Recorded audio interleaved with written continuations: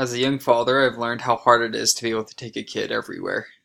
And since I'm living in Rexburg, Idaho, I have learned that there are a lot of young families and a lot of young parents here going to school.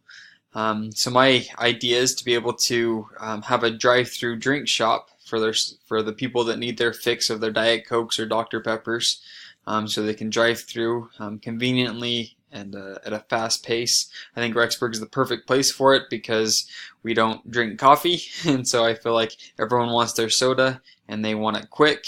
And so I would want to do that here in Rexburg, where we have a market for it, and if you can provide the service in a timely manner, I think you could do very, very well.